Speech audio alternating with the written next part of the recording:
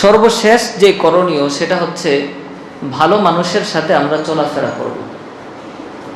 রমজান মাসে আমরা অনেক আমল করেছি, অনেক ইবাদত করেছি, কিন্তু রমজানের পরে যদি আমার সঙ্গটা ভালো না হয়, আমার বন্ধু যদি খারাপ হয়, আমার সঙ্গী যদি খারাপ হয়, ভালো না হয়, তাহলে আমার আমল বরবাদ হতে সময় লাগবে না।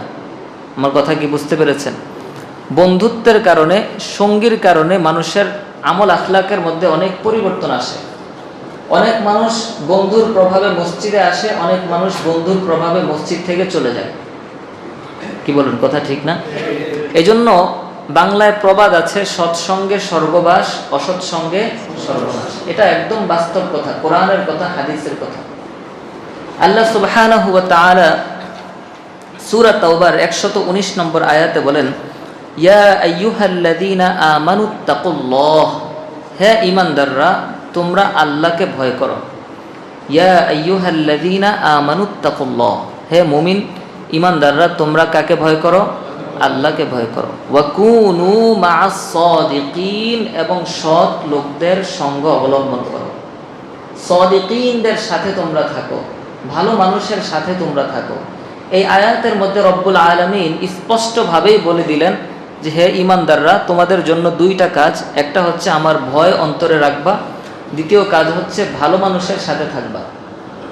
তো ভালো মানুষের সাথে থাকলে যে উপকার আছে, এই ঘোষণা দিয়েছেন কে? আল্লাহ সুবহানাহু ওয়া তাআলা সূরা যুখরুফের 67 নম্বর আয়াতে বলেন, আল আখিল্লাউ ইয়াওমা ইযিম বা'দুহুম লিবা'দিন আদুউন ইল্লাল মুত্তাকিন। একজন ভালো বন্ধু দুনিয়াতে যেমন মানুষের কাজে লাগে, কিয়ামতের ময়দানেও একজন ভালো বন্ধু কাজে লাগবে। একজন ভালো সঙ্গ দুনিয়াতে যেমন মানুষের উপকারে আসে, বিপদে পড়লে যে ভালো বন্ধু সেই তো আপনাকে সহযোগিতা করবে, আর যে স্বার্থপর বিপদ দেখলে আস্তে করে সরে যাবে। কি বলেন, কথা ঠিক কিনা? অনেক বন্ধু আছে বন্ধুর জন্য জীবন দিয়ে দেয়, আবার অনেক বন্ধু আছে যতদিন আপনার পকেটে টাকা আছে, আপনার বন্ধু বান্ধবের অভাব নাই, পকেটে টাকা নাই, বন্ধু বান্ধব নাই। তাহলে এরা কি সৎ বন্ধু না অসৎ বন্ধু? অসৎ বন্ধু। তো কিয়ামতের ময়দানের পরিস্থিতিটা এত ভয়াবহ হবে, এত ভয়াবহ হবে। সূরা আবাসার মধ্যে আল্লাহ রাব্বুল আলামিন সেই ভয়াবহতার কিঞ্চিত বিবরণ দিয়েছেন। সূরা আবাসার শেষের দিকে আল্লাহ রাব্বুল আলামিন বলেন, ইয়াফিরুল মারউ মিন আখি ওয়া উম্মিহি ওয়া আবি। আল্লাহ সুবহানাহু ওয়া তাআলা বলেন, কিয়ামতের ময়দানে অবস্থা এমন হবে, একজন ব্যক্তি তার বাবাকে দেখলে বাবার পরিচয়টা দিবে না। বাবা সন্তানকে দেখবে, চিনবে, সন্তান বলবে, বাবা তুমি আমাকে একটু সহযোগিতা করো, দুনিয়াতে তুমি আমার কত কাজে আসছো, আমার জন্য কত কিছু করেছো, নিজে না খেয়ে না পড়ে আমাকে ভালো রাখার চেষ্টা করেছো। আজকে কিয়ামতের ময়দানে আমি একটা বিপদের মধ্যে পড়ে গেছি, তুমি তো আমার বাবা, তুমি আমাকে জন্ম দিয়েছো, আজকের এই মুসিবতের দিন তুমি আমাকে একটু সহযোগিতা করো। বাবা বলবে, পৃথিবীতে আমার কোনো সন্তান ছিল না। যেই বাবা সন্তানের জন্য হারাম পথে টাকা ইনকাম করে, কাদের জন্য? সন্তানদের জন্য। নিজের খাওয়ার জন্য তো এত টাকার প্রয়োজন নাই, নিজের চলার জন্য তো এত কোটি কোটি টাকার প্রয়োজন নাই। 3,000, 4,000, 5,000 টাকা হলেই একজন মানুষের এক মাস চলার জন্য যথেষ্ট। কিন্তু একজন মানুষ কেন হালাল হারাম বাজ বিচার না করে 50, 1 লক্ষ, 2 লক্ষ টাকা মাসে ইনকাম করে শুধুমাত্র সন্তানদেরকে, স্ত্রীদেরকে ভালো রাখার জন্য? কি বলেন, কথা ঠিক না? এই সন্তান যখন কাল কিয়ামতের ময়দানে বাবাকে বলবে, বাবা দুনিয়াতে আমার জন্য এত কিছু করেছো, আজকে একটু আমাকে সহযোগিতা করো। ইয়াফিরু, আল্লাহ বলেন, বাবা পালায়ন করবে, পালিয়ে যাবে।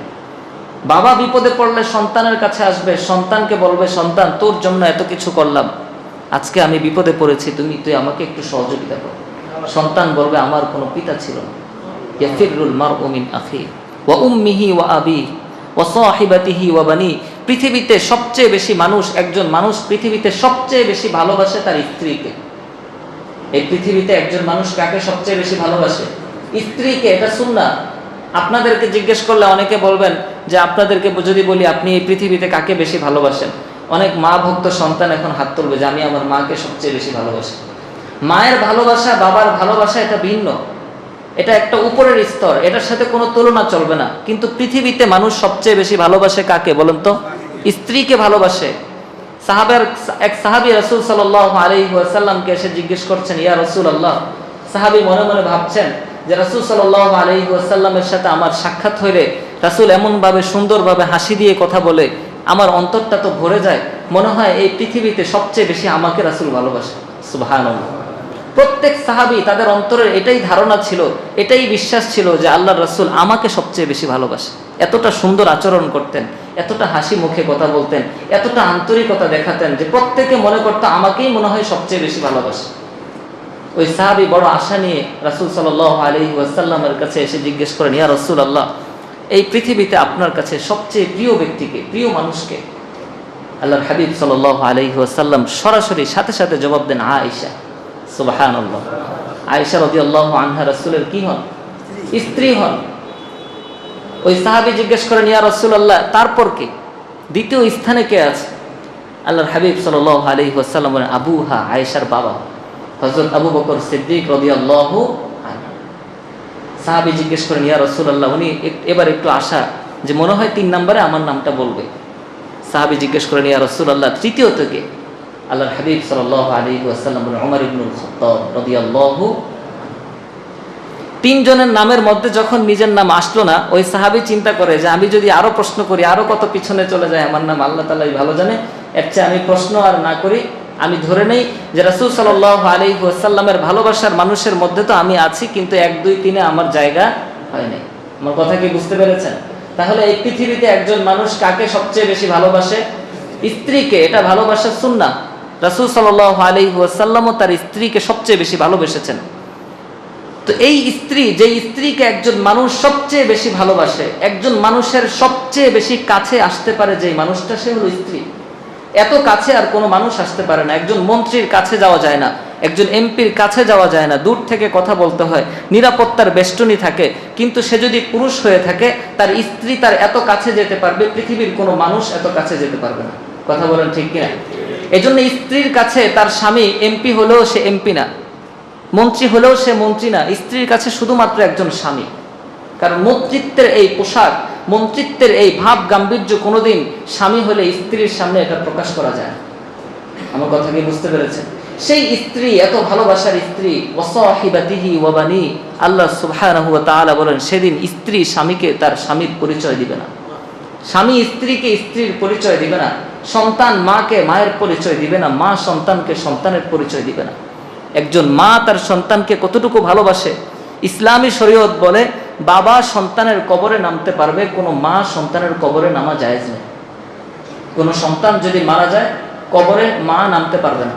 আমার কথা কি বুঝতে পারছেন? কিন্তু বাবা নিজের সন্তানকে কবরে নেমে দাফন করতে পারবে। তো মায়েকে অনুমতি দিল না কেন?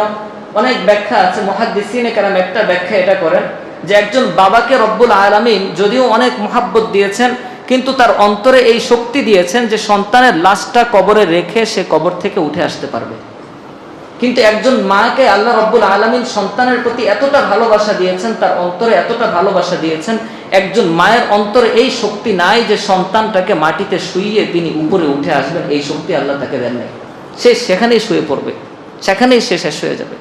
এই শক্তি কোনো মাকে আল্লাহ তাআলা দেন নাই যে নিজের সন্তানের লাশটাকে কবরে রেখে তিনি কবর থেকে উঠে আসবেন। যেই মা এত মহব্বত করে, এত ভালোবাসে সন্তানকে, কিয়ামতের ময়দানে সেই মা সন্তানকে পরিচয় দিবেন। তাহলে এই পৃথিবীর যত বাহ্যিক সম্পর্কগুলো দেখি, রক্তের সম্পর্ক বলেন, বৈবাহিক সম্পর্ক বলেন, যত ধরনের সম্পর্ক দেখি, এই সম্পর্কগুলো কাল কিয়ামতের ময়দানে কোনো কাজে আসবে না। আল্লাহ সুবহানাহু ওয়া তাআলা সূরা যুখরুফের মধ্যে এই কথাটাই বলছেন, আল আখিল্লাউ ইয়াউমা ইযিন বা'দুহুম লিবা'দিন আদুবুন ইল্লাল মুত্তাকিন। এই পৃথিবীতে যত ধরনের বন্ধুত্ব আছে, যত ধরনের সম্পর্ক আছে, সমস্ত সম্পর্কের মানুষগুলো কিয়ামতের ময়দানে একজন আরেকজনের বন্ধু হবে না, একজন আরেকজনের শত্রু হয়ে যাবে। ইল্লাল মুত্তাকিন, তবে খাঁটি মুমিন যারা, খাঁটি মুত্তাকি যারা, একজনের সাথে আরেকজনের সম্পর্ক ছিল শুধু আল্লাহকে সন্তুষ্ট করার জন্য, শুধু আল্লাহকে খুশি করার জন্য। এই দুইজনের মধ্যে কোনো রক্তের সম্পর্ক ছিল না, দুইজনের মধ্যে বৈবাহিক সম্পর্কও ছিল না, শুধু আল্লাহকে রাজি করার জন্য, আল্লাহকে খুশি করার জন্য দুইজন মানুষ একসাথে চলেছে, একসাথে খেয়েছে, একসাথে নামাজ পড়তে গিয়েছে। এই যে দুইজন মানুষের মধ্যে সম্পর্ক, বন্ধুত্ব, আল্লাহ বলেন কাল কিয়ামতের ময়দানে এই দুই মানুষ একজন আরেকজনের পক্ষে সুপারিশ করতে পারবে। বলেন সুবহানাল্লাহ। সেদিন তারা শত্রু হবে না, সেদিনও তারা বন্ধু থাকবে। যদি বন্ধুত্ব হয় কার জন্য? সবাই বলেন কার জন্য? আল্লাহর জন্য। সূরা কাহফের মধ্যে আল্লাহ সুবহানাহু ওয়া তাআলা তার নবীকে বলেন, ওয়াসবির নাফসাকা মাআল্লাযীনা ইয়াদউনা রাব্বাহুম, হে নবী আপনি ওই সকল লোকদের সাথে নিজেকে জড়িয়ে রাখেন যেই লোকগুলো ইয়াদউনা রাব্বাহুম বিল গাদাতি ওয়াল আশি, যেই লোকগুলো সকাল সন্ধ্যা আল্লাহর জিকির করে। বলেন সুবহানাল্লাহ। কাকে নসিহত করছেন? নবীকে। আল্লাহর হাবিব সাল্লাল্লাহু আলাইহি ওয়াসাল্লামকে আল্লাহ বলছেন, হাবিব আপনি কাদের সাথে থাকবেন, কাদের সাথে চলবেন আমার কাছ থেকে শুনে নেন। ওয়াসবির নাফসাকা, আপনি নিজেকে স্থির রাখেন মাআল্লাযীনা, ওই সকল লোকদের সাথে ইয়াদউনা রাব্বাহুম, যারা তাদের রবকে ডাকে, বিল গাদাতি ওয়াল আশি, সকাল সন্ধ্যায় যারা তাদের রবকে ডাকে, ইউরিদুনা ওয়াজহা, মানুষকে দেখানোর জন্য ডাকে না, শুধুমাত্র আমার সন্তুষ্টির জন্য, আমার খুশির জন্য, আমাকে রাজি খুশি করার জন্য যেই মানুষগুলো আল্লাহকে ডাকে, আল্লাহকে স্মরণ করে, আল্লাহর জিকির করে, হে নবী আপনি এই মানুষগুলোর সাথে বেশি বেশি উঠা বসা করেন, বেশি বেশি চলাফেরা করেন। বলেন সুবহানাল্লাহ।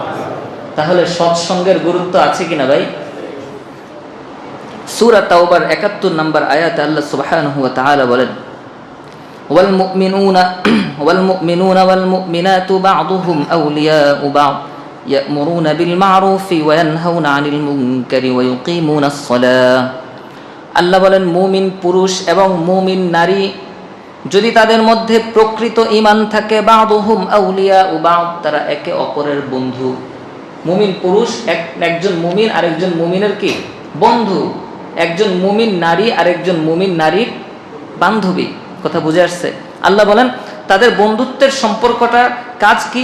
ইয়া'মুরুনা বিল মারুফ, তারা একে অন্যকে সৎ কাজের আদেশ করবে। নামাজের সময় হয়েছে, চলো নামাজ পড়তে যাই, এটা হচ্ছে বন্ধুর কাজ। বন্ধুর কাজ এটা না যে নিজের হাতের সিগারেটটা বন্ধুর হাতে তুলে দেওয়া।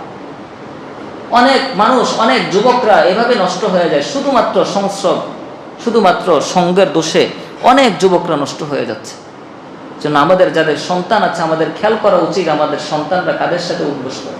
এ ব্যাপারে হাদিস আসছে, একজন মানুষ খারাপ অভ্যাস সে মায়ের পেট থেকে নিয়ে আসে না, এগুলো সমাজ তাকে দেয়, সমাজের কাছ থেকে সে নেয়, বাবার কাছ থেকে নেয়, মায়ের কাছ থেকে নেয়, সমাজের কাছ থেকে নেয়, বন্ধু বান্ধবের কাছ থেকে নেয়। একজন মানুষ গালি শিখে পৃথিবীতে আসে? বলেন, কোনো মানুষ পৃথিবীতে গালি শিখে আসে?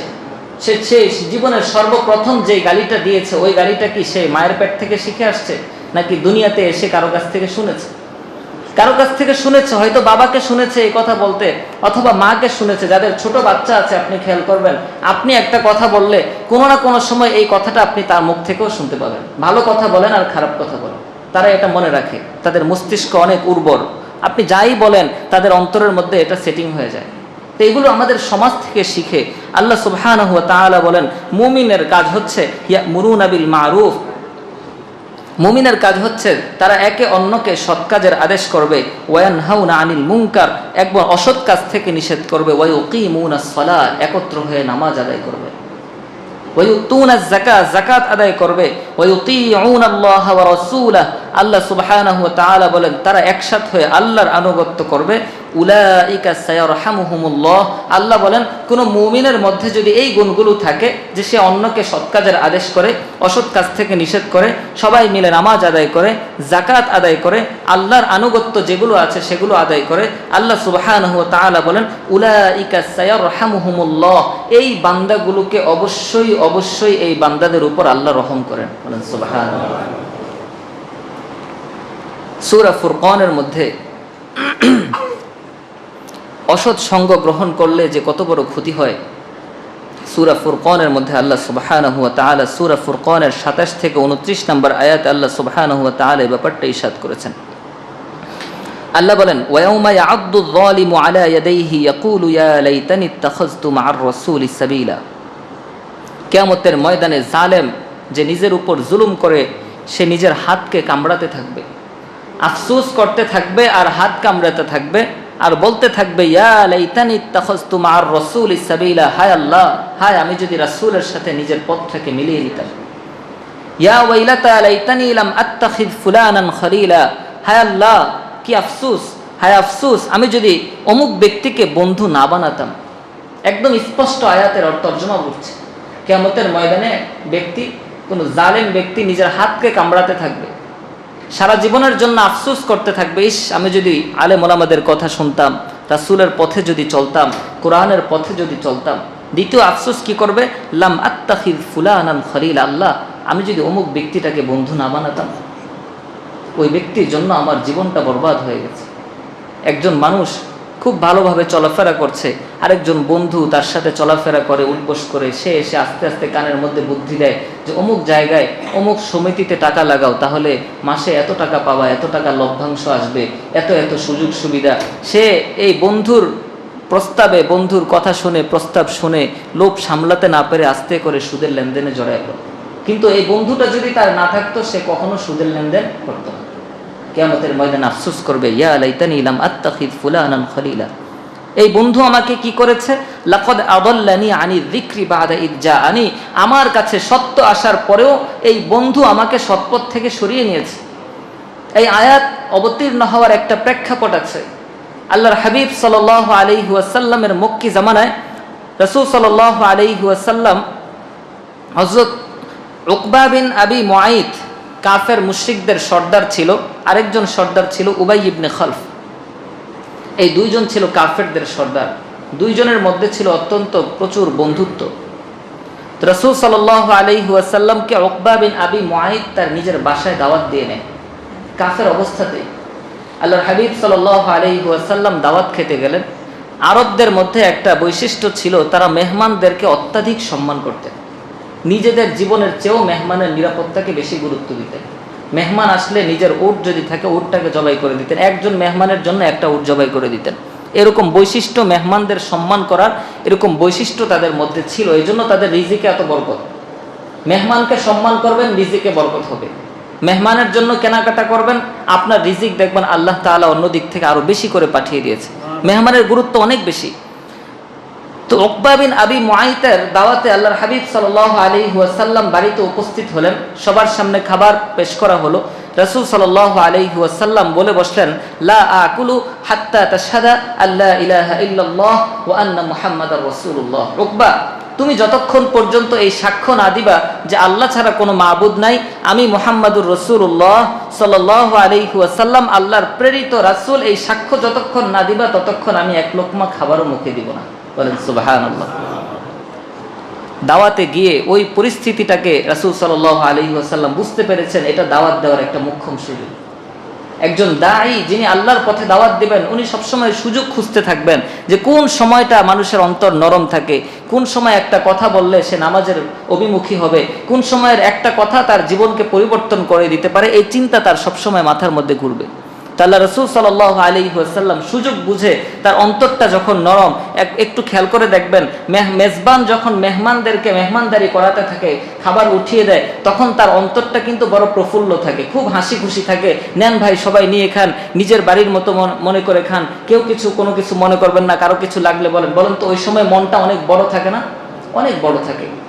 রাসূল সাল্লাল্লাহু আলাইহি ওয়াসাল্লাম যখন ঠিক ওই সময়ে ইসলামের দাওয়াতটা দিলেন, উকবা বিন আবি মুআইত সে সাথে সাথে বলল, মুহাম্মদ আপনি যদি এটাই বলে থাকেন যে আপনি আমার শাহাদাতের আগ পর্যন্ত খাবার গ্রহণ করবেন না, তাহলে আপনি শুনে রাখেন, আমি সাক্ষ্য দিচ্ছি, আশহাদু আল্লা ইলাহা ইল্লাল্লাহ ওয়া আশহাদু আন্না মুহাম্মাদার রাসূলুল্লাহ। সে ইসলাম গ্রহণ করে ফেলে। কিন্তু ইসলাম গ্রহণ করার পরে তার সাথে তার বন্ধুর সাক্ষাৎ হয়, উবাই ইবনে খালফ। তাদের বন্ধুত্ব এতটা গভীর ছিল, উবাই ইবনে খালফ উকবা বিন আবি মুআইতকে বলে, ইন্নী ওয়াজহি মিন ওয়াজহিকা হারামুন ইন ইত্তাবা'তা মুহাম্মদ। উকবা বিন আবি মুআইতকে তার বন্ধু উবাই ইবনে খালফ বলে, আমার এই চেহারা তোমার চেহারার সাথে হারাম হয়ে গেল, এই চেহারা আমি কোনোদিন তোমাকে দেখাবো না যদি তুই মুহাম্মদকে অনুসরণ করিস। একদিকে রাসূলের অনুসরণ, আরেকদিকে বন্ধু। একদিকে রাসূলের ইত্তেবা, একদিকে ইসলাম, আরেকদিকে বন্ধুত্বের সম্পর্ককে টেকানোর তাগাদা। কোন দিকে যাবে সে? উকবা বিন আবি মুআইত ইসলামটাকে প্রাধান্য দিতে পারে নাই, সে বন্ধুর বন্ধুত্বকে প্রাধান্য দিয়ে সাথে সাথে মুরতাদ হয়ে যায়, ইসলাম থেকে বের হয়ে যায়। বলেন নাউযুবিল্লাহ। ইসলাম থেকে বের হয়ে যাওয়ার পর আল্লাহ রাসূল সাল্লাল্লাহু আলাইহি ওয়াসাল্লাম বড় কষ্ট পান। একজন মানুষ ইসলাম গ্রহণ করলো, মন থেকে ইসলাম গ্রহণ করলো, তারপর আবার ইসলাম থেকে সরে গেল। আল্লাহ সুবহানাহু ওয়া তাআলা রাসূলকে সান্ত্বনা দেওয়ার জন্য এই আয়াতগুলো অবতীর্ণ করেন। যে কাল কিয়ামতের ময়দানে এই জালেম, যেই জালেম ইসলাম গ্রহণ করার পর, তার কাছে হিদায়াত আসার পর যেই জালেম মুখ ফিরিয়ে নিল, আবার মুরতাদ হয়ে গেল, কিয়ামতের ময়দানে ইয়াউমা ইয়াদ্দুজ যালিমু আলা ইয়াদাই, এই জালেম আফসোস করতে করতে নিজের হাত কামড়াতে থাকবে। মুফাসসিরিনে কেরাম এই আয়াতের ব্যাখ্যার মধ্যে বলেন, হাত কামড়াতে কামড়াতে এমন হবে কখন যে হাত কামড়ে সে পুরো হাতকে শেষ করে ফেলেছে সে টেরও পাবে না। নাউযুবিল্লাহ। সে বলতে থাকবে, ইয়া লাইতানি ইত্তাখাযতু মা'আর রাসূলি সাবিলা, হায় আমি যদি রাসূলের পথ অবলম্বন করতাম। ইয়া লাইতানি লাম আত্তাখিয ফুলানান খলিলা, হায় আমি যদি অমুককে বন্ধু না বানাতাম, উবাই ইবনে খালফ যদি আমার বন্ধু না হতো, তাহলে জান্নাতের পথে আমার আর কোনো বাধাই থাকতো না। এজন্য একজন সৎ বন্ধু, ভালো বন্ধু আপনাকে জান্নাতে নিয়ে যেতে পারবে, আবার একজন খারাপ বন্ধু আপনার জীবন, দুনিয়া, আখিরাত সবকিছুকে বরবাদ করে দিতে পারে। বন্ধু নির্বাচনের ক্ষেত্রে অত্যন্ত সতর্কতা অবলম্বন করতে হবে। আল্লাহর হাবিব সাল্লাল্লাহু আলাইহি ওয়াসাল্লাম সৎসঙ্গের ব্যাপারে মুসলিম শরীফের 2628 নম্বর বর্ণনা রাসূলুল্লাহ সাল্লাল্লাহু আলাইহি ওয়াসাল্লাম ইরশাদ করেন, ইন্নামা মাসালুল জালিসিস সালিহ ওয়াল জালিসিস সু, সৎসঙ্গ আর অসৎসঙ্গের উদাহরণ, সৎসঙ্গ কেমন আর অসৎসঙ্গ কেমন, এটার উদাহরণ দিচ্ছেন আল্লাহর হাবিব সাল্লাল্লাহু আলাইহি ওয়াসাল্লাম, কাহামিলিল মিসকি ওয়া নাফিখিল কির। সৎসঙ্গের উদাহরণ হচ্ছে আতরের দোকানদারের মতো। কিসের মতো বলেন তো? আতরের দোকানদার। আর অসৎ সঙ্গের উদাহরণ হচ্ছে ওয়ানাফিখিল কির, অসৎ সঙ্গের উদাহরণ হচ্ছে কামারের মতো। কার মতো? সবাই বলেন কার মতো? কামারের মতো। এই উদাহরণ দিচ্ছেন কে? রাসূলুল্লাহ সাল্লাল্লাহু আলাইহি ওয়াসাল্লাম। সৎসঙ্গের উদাহরণ আতর বিক্রেতার মতো কেন? আল্লাহর হাবিব সাল্লাল্লাহু আলাইহি ওয়াসাল্লাম বলেন, ফাহামিলুল মিসকি, আতর বিক্রেতার কাছে যদি তুমি যাও, ইম্মা আইয়ুহযিয়াকা, তুমি আতর না কিনলেও হয়তো সে তোমার হাতে একটু লাগিয়ে দিবে। কি বলেন, কথা ঠিক কিনা? ওয়া ইম্মা আন তাবতা মিনহু, অথবা তুমি তার থেকে কিনে নিবা। কয়টা ফায়দা গেল? দুইটা। হয়তো নিজেই তিনি একটুখানি লাগিয়ে দেবেন, অথবা তুমি তার থেকে ক্রয় করে নিবা। 3 নাম্বার, ওয়া ইম্মা আন তাজিদা মিনহু রিহান তাইয়িবাতান, যদি তিনি তোমার হাতে নাও লাগিয়ে দেয়, তুমি তার থেকে কিনেও না নাও, তবুও তার দোকানের সামনে গেলে একটু সুন্দর ঘ্রাণ তুমি নাকে অনুভব করতে পারবা। কথা বলেন ঠিক কিনা? আল্লাহর হাবিব সাল্লাল্লাহু আলাইহি ওয়াসাল্লামের অসৎ সঙ্গের উদাহরণ কি? অসৎ সঙ্গের উদাহরণ হচ্ছে কামারের মতো। কামার সবসময় গরম আবহাওয়ার মধ্যে থাকে, সে সবসময় আগুন জ্বালাতে থাকে। রাসূল বলেন, ওয়ানাফিখুল কির ইম্মা আন ইউহরিকা সিয়াবাক ওয়া ইম্মা আন তাজিদা রিহান খবিসাতান, হয়তো অসৎ সঙ্গ সেই কামারের কাছে গেলে, বেশি কাছে যদি তুমি চলে যাও, আগুনের ঝাপসা এসে তোমার কাপড়টাকে হয়তো পুড়িয়ে ফেলবে, অথবা সেই আবহাওয়া দুর্গন্ধযুক্ত সেই পরিস্থিতিতে পরিবেশে গেলে তুমি ওখান থেকে একটা খারাপ দুর্গন্ধ পাবা, খারাপ একটা প্রভাব তোমার মধ্যে পড়বে, কোনো ভালো প্রভাব নিয়ে তুমি সেখান থেকে আসতে পারবে না। এই হচ্ছে সৎসঙ্গের উদাহরণ আর অসৎসঙ্গের উদাহরণ। আল্লাহর হাবিব সাল্লাল্লাহু আলাইহি ওয়াসাল্লাম আরেক বর্ণনা আবু দাউদ শরীফের 4830 নম্বর বর্ণনায় রাসূলুল্লাহ সাল্লাল্লাহু আলাইহি ওয়াসাল্লাম ইরশাদ করেন, আল মারউ আলা দীনি খলিলি, একজন মানুষ তার বন্ধুর ধর্ম গ্রহণ করে। বন্ধুর চালচলনের দ্বারা একজন মানুষ প্রভাবিত হয়, এটা রাসূল সাল্লাল্লাহু আলাইহি ওয়াসাল্লাম উম্মতকে জানিয়ে দিচ্ছেন। আল মারউ আলা দীনি খলিলি, একজন মানুষ তার বন্ধুর চালচলন, বন্ধুর আচার অভ্যাস, বন্ধুর উঠা বসা দ্বারা প্রভাবিত হয়। ফালইয়ানজুর আহাদুকুম মান ইউখালিল, তোমাদের প্রত্যেকে যেন একটু দেখে নেয়, একটু যেন যাচাই করে নেয় সে কার সাথে বন্ধুত্ব করছে, কার সাথে সে বন্ধুত্ব করছে, কার সাথে উঠবস করছে, সেজন্য একটু যাচাই করে নেয়। আল্লাহর হাবিব সাল্লাল্লাহু আলাইহি ওয়াসাল্লাম তিরমিজি শরীফের 2395 নম্বর বর্ণনা রাসূলুল্লাহ সাল্লাল্লাহু আলাইহি ওয়াসাল্লাম ইরশাদ করেন, লা তাসহাব ইল্লা মুমিনান, তুমি যদি কারোর সাথে উঠবস করো তাহলে খাঁটি ইমানদার মুমিন ব্যক্তির সাথে সবসময় উঠবস করবা। বলেন সুবহানাল্লাহ। ওয়ালা ইয়াকুল তুআমাকা ইল্লা তাকিয়ুন, তোমার ইনকাম করা খাবার যেন মুত্তাকি ব্যক্তি ছাড়া কেউ না খায়। এটা হাদিসের দ্বিতীয় অংশ, আমাদের আলোচনার সাথে সম্পৃক্ত না, যেহেতু হাদিস একসাথে বলে দিলাম। কয়টা কথা এই হাদিসের মধ্যে? দুইটা কথা। 1 নম্বর কথা, তুমি যদি কারোর সাথে উঠবস করো, চলাফেরা করো, তাহলে কার সাথে করবে? মুত্তাকি মুমিন, খাঁটি ইমানদার ব্যক্তির সাথে সবসময় চলাফেরা করবে। দ্বিতীয়ত, তোমার ইনকাম করা খাবার যেন মুত্তাকি ব্যক্তি ছাড়া কেউ না খায়। কোনো আলতু ফালতু মানুষকে খাবার খাওয়াবে না, যে মানুষের নিজের কোনো ইমান আমলের ঠিক নাই, কোনো মুশরিক কাফের মুশরিকরে তোমার স্বার্থের জন্য এসে দাওয়াত করে খাওয়াচ্ছ, ইনভাইট করছো, দাওয়াত করছো, এগুলো তুমি করবা না। তুমি যদি কাউকে দাওয়াত করে খাওয়াও, মেহমানদারি করো, মুত্তাকি মুমিন ভালো মানুষ দেখে মেহমানদারি করবা। বলেন সুবহানাল্লাহ। আল্লাহর হাবিব সাল্লাল্লাহু আলাইহি ওয়াসাল্লাম বুখারী মুসলিমের বর্ণনা রাসূলুল্লাহ সাল্লাল্লাহু আলাইহি ওয়াসাল্লাম ইরশাদ করেন, আল মারউ মা মান আহাব্বা এক মজলিসে সাহাবায়ে কেরামকে লক্ষ্য করে বলেন, হে আমার সাহাবীরা, তোমরা শুনে রাখো, দুনিয়াতে একজন মানুষ যাকে সবচেয়ে বেশি ভালোবাসে, কিয়ামতের ময়দানে তার সাথেই তার হাসর হবে। বলেন সুবহানাল্লাহ। সাহাবায়ে কেরাম এই হাদিস শুনে বড় খুশি হয়ে গেলেন। হযরত আনাস রাদিয়াল্লাহু আনহু বলেন, এই হাদিস শুনে সাহাবায়ে কেরাম এত বেশি খুশি হয়েছেন, জীবনেও আমি সাহাবীদেরকে এত বেশি খুশি হতে দেখি নাই। কারণ সাহাবায়ে কেরামের অন্তরের মধ্যে দৃঢ় বিশ্বাস, 100 না 1000% বিশ্বাস হচ্ছে এই পৃথিবীতে আমরা সবচেয়ে বেশি ভালোবাসি আমাদের নবীকে। বলেন সুবহানাল্লাহ। তো কিয়ামতের ময়দানে এই হাদিস যদি সত্য হয়ে থাকে, অবশ্যই হাদিস সত্য, রাসূলের কথা যদি এই হাদিস সত্য হয়ে থাকে, তাহলে কিয়ামতের ময়দানে আমাদের হাসর রাসূলের সাথে হবে। বলেন সুবহানাল্লাহ। এই হাদিস শুনে সাহাবায়ে কেরাম বড় বেশি খুশি হয়ে গেছে। কিন্তু আমরা তো এই হাদিস শুনে খুশি হতে পারবো না ভাই।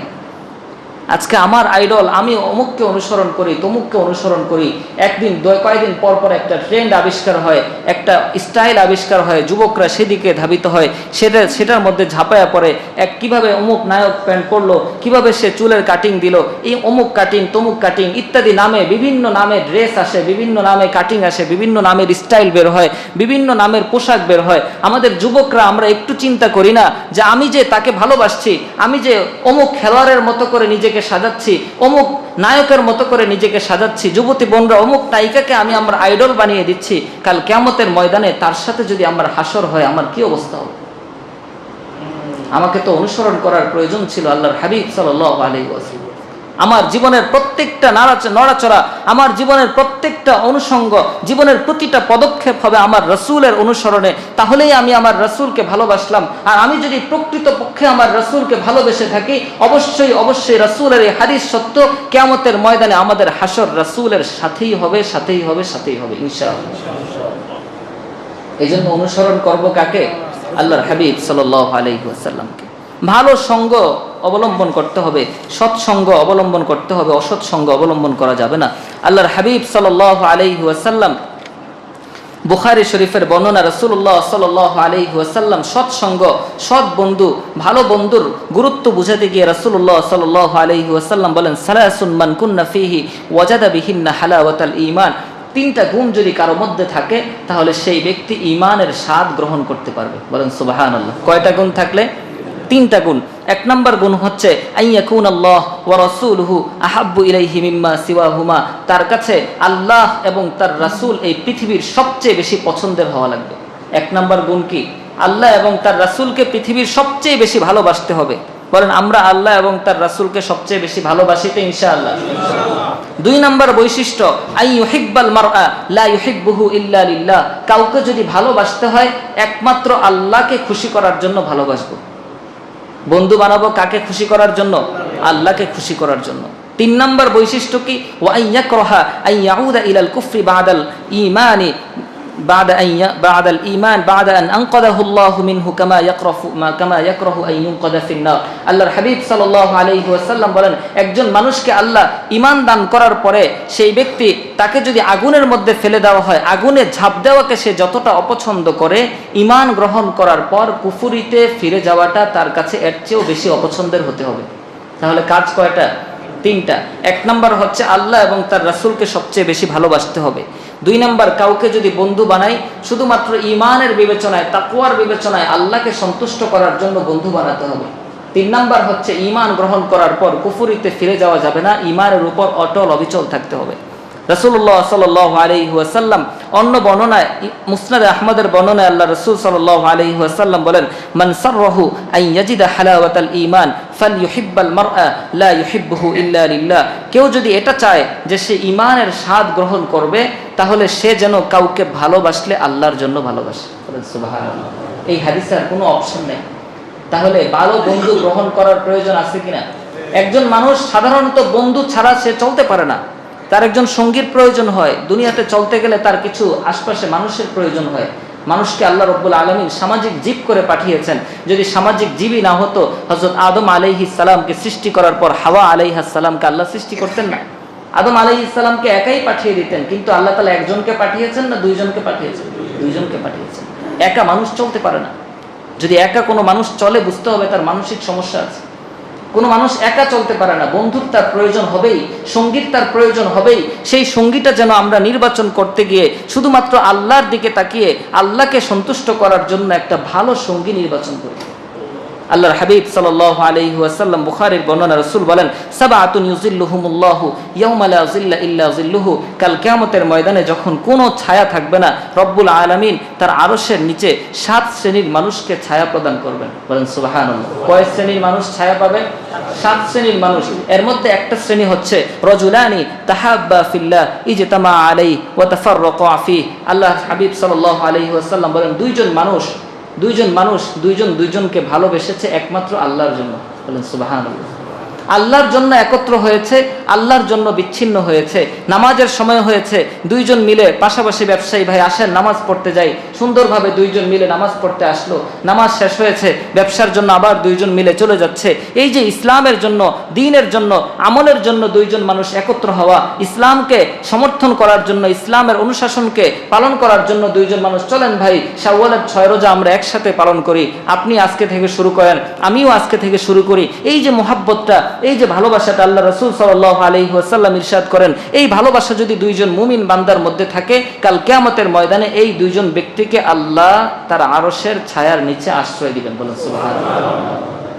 আল্লাহর হাবিব সাল্লাল্লাহু আলাইহি ওয়াসাল্লাম মুসলিম শরীফের বর্ণনা, রাসূলুল্লাহ সাল্লাল্লাহু আলাইহি ওয়াসাল্লাম ইরশাদ করেন, ইন্নাল্লাহা তাআলা ইয়াকুলু ইয়াউমাল কিয়ামা, কিয়ামতের ময়দানে, কিয়ামতের দিন, হাশরের ময়দানে আল্লাহ রাব্বুল আলামিন ঘোষণা দিবেন, আইনাল মুতাহাব্বুনা বিজালালি, এই কারা আছো যারা শুধুমাত্র আমার জন্য একে অন্যকে ভালোবাসতে, দুনিয়ার কোনো স্বার্থ ছিল না, দুনিয়াবি গুনাহের জন্য দুইজন একত্র হও নাই, শুধুমাত্র আমাকে সন্তুষ্ট করার জন্য কারা কারা ভালোবাসতে, একে অন্যকে মহব্বত করতে, কারা কারা আছো সামনে চলে আসো। আল ইয়াউমা উযিল্লুহুম ফি যিল্লি ইয়াউমা লা যিল্লা ইল্লা যিল্লি, আজকের যে দিনে কোনো ছায়া নাই, রোদ নিচে নেমে এসেছে, সূর্য নিচে নেমে এসেছে, সবাই বড় কষ্টে আছে, এমন মুহূর্তে আমি আল্লাহ তোমাদেরকে আমার আরশের ছায়া দিব, চলে আসো। বলে সুবহানাল্লাহ। কে ডাকবেন কিয়ামতের ময়দানে? আল্লাহ সুবহানাহু ওয়া তাআলা ডাকবেন। আল্লাহর হাবিব সাল্লাল্লাহু আলাইহি ওয়াসাল্লাম মুসলিম শরীফের বর্ণনা, এখন একজন মানুষের সাথে আরেকজন মানুষের মহব্বত, ভালোবাসা বাড়বে কিভাবে মহব্বত স্থাপন হবে, এগুলোও রাসূল শিখিয়ে গেছেন। কিভাবে বন্ধু করতে হবে, এগুলোও রাসূল বলে গেছেন। রাসূল সাল্লাল্লাহু আলাইহি ওয়াসাল্লাম ইরশাদ করেন, ওয়াল্লাযী নাফসি বিয়াদিহি লা তাদখুলুল জান্নাতা হাত্তা তুমিনু, ওই সত্তার কসম যেই সত্তার হাতে আমার প্রাণ, তোমরা কখনোই জান্নাতে প্রবেশ করতে পারবে না যতক্ষণ পর্যন্ত তোমরা প্রকৃত মুমিন না হবে। ওয়ালা তুমিনু হাত্তা তাহাব্বু, ততক্ষণ পর্যন্ত প্রকৃত মুমিন হতে পারবে না যতক্ষণ পর্যন্ত একজন আরেকজনকে আমার আল্লাহর জন্য ভালো না বাসবে। সুবহানাল্লাহ। তাহলে সর্বপ্রথম কি করতে হবে? একজন আরেকজনকে কার জন্য ভালোবাসবো? আল্লাহর জন্য ভালোবাসবো। আল্লাহর হাবিব সাল্লাল্লাহু আলাইহি ওয়াসাল্লাম ইরশাদ করেন, আমি কি তোমাদেরকে এমন কাজ বলে দিব না যেই কাজ করলে ভালোবাসা বাড়বে? কি বলেন, জানার দরকার আছে কিনা? রাসূল সাল্লাল্লাহু আলাইহি ওয়াসাল্লাম ইরশাদ করেন, আওয়ালা আদুল্লুকুম আলা শাইইন, আমি কি এমন কাজ বলে দিব না, ইদা ফাআলতুমুহু তাহাবাবতুম, যখন এই কাজ বেশি বেশি করলে তোমাদের মধ্যে ভালোবাসা বাড়বে। আল্লাহর হাবিব বলেন, আফশুস সালামা বাইনাকুম, বেশি বেশি একজন আরেকজনকে সালাম দিবা। বলেন সুবহানাল্লাহ। আজকে সালাম আমাদের সমাজ থেকে উঠে গেছে, এজন্য কারো অন্তরে কারো প্রতি মহব্বত নাই। একজন মানুষ রিকশা থেকে পড়ে গেছে, তার হাত কেটে গেছে, রক্ত প্রবাহিত হচ্ছে, আরেকজন বসে বসে সেলফি তুলছে, ছবি তুলছে, তাকে গিয়ে সহযোগিতা করা, হসপিটালে নেওয়া, এই দায়িত্ববোধটা অন্তরের মধ্যে আসে না যে আমি কেন গা ভরাবো, আমি কেন ঝামেলার মধ্যে জড়াবো, আমার পোশাক নষ্ট হবে তার রক্তে, আমাকে হসপিটালে দৌড়াদৌড়ি করতে হবে, সে যদি টাকা পরিশোধ করতে না পারে আমাকে টাকা পরিশোধ করতে হবে, নানান দুনিয়াবি চিন্তা ভাবনা ঢুকে আমরা একজন মুসলমান আরেকজনের মুসলমানের প্রতি যে মায়া মহব্বত ভালোবাসা, এই মায়া মহব্বত দিন দিন কমে যাচ্ছে। কথা বলেন ঠিক কিনা? এই মায়া মহব্বত বাড়ানোর জন্য রাসূল সলিউশন দিয়েছেন কি? বেশি বেশি কি করতে হবে? সালাম দিতে হবে। বুখারীর আরেক বর্ণনা আল্লাহর হাবিব বলেন, তাহাদাউ তাহাব্বু, রাসূল বলেন বেশি বেশি একজন আরেকজনকে হাদিয়া দিবা, তাহলে দুইজনের মধ্যে মহব্বত বৃদ্ধি করে দিবেন কে? আল্লাহ। তাহলে আরেকটা কাজ কি? বেশি বেশি কি করতে হবে? হাদিয়া দিতে হবে। আল্লাহ রাসূল সাল্লাল্লাহু আলাইহি ওয়াসাল্লাম ইরশাদ করেন, একজন মানুষ যদি আরেকজন মানুষকে ভালোবাসে, আল্লাহর জন্য যদি ভালোবাসে, তাহলে উচিত হচ্ছে যাকে আমি ভালোবাসি তাকে জানিয়ে দিব। এটা একটা সুন্নাহ। আপনাকে আমি ভালোবাসি, তো রাসূলের সুন্নাহ হচ্ছে আপনাকে আমি জানিয়ে দিব যে ভাই আমি আল্লাহর জন্য আপনাকে ভালোবাসি। আমার কথা কি বুঝতে পেরেছেন? রাসূলুল্লাহ সাল্লাল্লাহু আলাইহি ওয়াসাল্লামের হাদিস কিতাবুজ জুহুদ ওয়াকি রহমতুল্লাহ আলাইহি হাদিসটি বর্ণনা করেছেন। আল্লাহর হাবিব সাল্লাল্লাহু আলাইহি ওয়াসাল্লাম ইরশাদ করেন, ইযা আহাব্বা আহাদুকুম আখাহু ফিল্লাহ, তোমাদের কেউ যদি তার ভাইকে শুধু আল্লাহর জন্য ভালোবাসে, ফাল ইউবাইয়িন লাহু, সে যেন তার ভালোবাসার কথা প্রকাশ করে দেয় যে ভাই আমি আপনাকে আল্লাহর জন্য মহব্বত করি। কি বলেন, এই কথাটা প্রকাশ করতে পারবো তো ইনশাআল্লাহ? এই কথা প্রকাশ করলে কি হবে? রাসূল বলেন, ফাইন্নাহু খায়রুন ফিল উলফা, এই কথা প্রকাশ করলে তোমাদের ভালোবাসা আরো বাড়বে, ওয়া আবকা ফিল মাওয়াদ্দা, এবং যে ভালোবাসা যে মহব্বত তোমাদের মধ্যে আছে এটাকে আল্লাহ তাআলা স্থায়ী করে দিবেন। বলেন সুবহানাল্লাহ। রাসূলুল্লাহ সাল্লাল্লাহু আলাইহি ওয়াসাল্লাম অন্য বর্ণনার মধ্যে বলেন, মুসনাদে আহমদের আরেক বর্ণনা, রাসূল বলেন, ইযা আহাব্বা আহাদুকুম সাহিবাহু, তোমাদের কেউ যদি অন্য কাউকে ভালোবাসে, ফালইয়াতিহি ফি মানজিলি, সে যেন তার বাড়িতে যায়, ফালইউখবিরহু আন্নাহু ইউহিব্বুহু লিল্লাহ, বাড়িতে গিয়ে দরজাটা নক করে সে যখন বের হলে যেন সে বলে যে ভাই আমি আপনাকে আল্লাহর জন্য ভালোবাসি। বলেন সুবহানাল্লাহ। এই যে ভালোবাসা, একজন আরেকজনের মধ্যে মহাব্বত, বন্ধুত্ব করা, এই জিনিসগুলো ইসলাম আমাদেরকে শিখিয়েছে। এই শিক্ষা না থাকার কারণে আমরা কাকে মহাব্বত করব, কার সাথে বন্ধুত্ব করব, কার সাথে উদ্বাস করব, এই জিনিসগুলো জানি না। যার সাথে কথা বলে মজা লাগে, যার কথা শুনতে ভালো লাগে, যার কথার মধ্যে বিভিন্ন ধরনের ইরান তুরানের গল্প গুজব আছে, যে সবচেয়ে বেশি বকবক করতে পারে, তাকে আমি আমার জীবনের বন্ধু বানিয়ে নিয়েছি। মন খারাপ হচ্ছে, স্ত্রীর সাথে ঝগড়া হচ্ছে, বন্ধুর কাছে চলে আসতেছি, কিছুক্ষণ বকবক শুনে আবার বাড়িতে চলে যাচ্ছে। কি বলেন, এটা বাস্তবতা কিনা? এই জন্য কিভাবে মহাব্বত করতে হবে, রাসূলুল্লাহ সাল্লাল্লাহু আলাইহি ওয়াসাল্লাম নিজে সাহাবায়ে কেরামকে ভালোবাসার কথা জানিয়েছেন। দলিল নেন নাসাই শরীফের বর্ণনা, একবার রাসূল সাল্লাল্লাহু আলাইহি ওয়াসাল্লাম মসজিদ থেকে বের হচ্ছেন, বের হওয়ার সময় হযরত মুআজ বিন জাবাল রাদিয়াল্লাহু আনহুর হাতটা রাসূল ধরে ফেললেন। কার হাত ধরেছেন? মুআজ ইবনে জাবাল রাদিয়াল্লাহু আনহু হাত ধরে বললেন, মুআজ, ইয়া মুআজ, ইন্নী উহিব্বুক, মুআজ আমি তোমাকে ভালোবাসি। বলেন সুবহানাল্লাহ। মুআজ আমি তোমাকে ভালোবাসি, আমি ভালোবাসার দাবিতে তোমাকে একটা ওসিয়ত করছি। সুম্মা উসিকা ইয়া মুআজ, মুআজ তোমাকে আমি একটা ওসিয়ত করছি, একটা উপদেশ দিচ্ছি সেই ভালোবাসার দাবিতে। লা তাদানা ফি দুবুরি কুল্লি সালাতিন তাকুল, প্রত্যেক নামাজের পরে এই দোয়াটা তুমি পড়তে ভুলো না। কোন দোয়া? আল্লাহুম্মা আইন্নি আলা যিকরিকা ওয়া শুকরিকা ওয়া হুসনি ইবাদাতিক, এই দোয়াটা প্রত্যেক নামাজের পরে পড়তে তুমি ভুলো না। বলেন সুবহানাল্লাহ। তাহলে ভালোবাসছেন, ভালোবাসার পরে উপদেশ দিয়েছেন, এটা কি দ্বীনের জন্য ভালোবাসা না দুনিয়ার জন্য ভালোবাসা? দ্বীনের জন্য ভালোবাসা। আল্লাহর হাবিব সাল্লাল্লাহু আলাইহি ওয়াসাল্লাম এক জায়গার মধ্যে বসা, রাসূলের সামনে এক সাহাবী বসা, পাশ দিয়ে একজন সাহাবী অতিক্রম করে যাচ্ছেন, একজন ব্যক্তি অতিক্রম করে যাচ্ছেন। রাসূলের সামনে যেই সাহাবী বসা, ওই সাহাবী রাসূলকে বলছেন, ইয়া রাসূলুল্লাহ, আমি তো ওই লোকটাকে মহব্বত করি। এরকম আমরা বলি না যে ওই লোকটাকে আমার খুব ভালো লাগে, ওনাকে আমি মহব্বত করি। আল্লাহর হাবিব সাল্লাল্লাহু আলাইহি ওয়াসাল্লাম সাহাবীকে জিজ্ঞেস করছেন, আ'লামতাহু, তুমি কি তোমার মহব্বতের কথা, ভালোবাসার কথা তাকে জানাইছো? ওই সাহাবী বলেন, ইয়া রাসূলুল্লাহ, আমি তো জানাই নাই। আলিমহু, যাও তোমার মহব্বতের কথা জানিয়ে আসো। বলেন সুবহানাল্লাহ। সে গিয়ে মহব্বতের কথা জানালো। কি বলল? সে গিয়ে বলল, ইন্নী উহিব্বুকা ফিল্লাহ, ইন্নী উহিব্বুকা ফিল্লাহ, আমি তোমাকে আল্লাহর জন্য ভালোবাসি। ওই ব্যক্তি জবাব দিল, আহাব্বাকাল্লাযী আহবাবতানি লাহু, ওই ব্যক্তি কি জবাবটা দিল একটু দেখেন। এরপর থেকে ভালোবাসার কথা বললে এটা রিপ্লাই দেওয়া সুন্নাহ হয়ে গেছে, মুস্তাহাব হয়ে গেছে। ওই ব্যক্তি জবাব দেয়, আহাব্বাকাল্লাযী আহবাবতানি লাহু, যেই আল্লাহর জন্য তুমি আমাকে ভালোবেসেছো সেই আল্লাহও তোমাকে ভালোবাসুক। বলেন সুবহানাল্লাহ। এই জন্য কেউ যদি আপনাকে এসে বলে, ভাই আপনাকে আমি মহাব্বত করি, আপনার জন্য উচিত হচ্ছে আপনি জবাব দিবেন, যে আল্লাহর জন্য আপনি আমাকে মহাব্বত করেন সেই আল্লাহ আপনাকে ভালোবাসেন। কথা কি বুঝতে পেরেছেন? জবাবটা বুঝতে পেরেছেন? যদি কেউ আমাদেরকে ভালোবাসার কথা বলে, মহাব্বতের কথা বলে, এই জবাবটা দেওয়া সুন্নাহ। ওই সাহাবী এই জবাবটা দিয়েছেন। এজন্য আমরা একজন আরেকজনকে যদি বন্ধু বানাই, আল্লাহর জন্য বন্ধু বানাবো। খারাপ সঙ্গ থাকলে আজকেই ত্যাগ করি। বিশেষ করে যুবক ভাইয়েরা, যাদের সাথে থাকলে নামাজ কাজা হয়ে যায়, যাদের সাথে থাকলে সিনেমার গল্প আড্ডা হয়, নায়কের আড্ডা হয়, খেলোয়াড়ের আড্ডা হয়, এই ধরনের বন্ধু বান্ধব থেকে সরে আসেন। যার সাথে থাকলে 5 ওয়াক্ত নামাজ পড়া যায়, তার সাথে উঠা বসা করার চেষ্টা করেন, নয়তো কিয়ামতের ময়দানে উকবা বিন আবি মুআইতের মতো নিজের হাত কামড়ানো ছাড়া আমাদের কোনো গতি থাকবে না। আল্লাহ সুবহানাহু ওয়া তাআলা আমাদের সবাইকে সৎ সঙ্গ গ্রহণ করার তৌফিক দান করেন। সবাই বলেন আমিন। ওয়া আখিরু দাওয়ানা আলহামদুলিল্লাহি রাব্বিল আলামিন।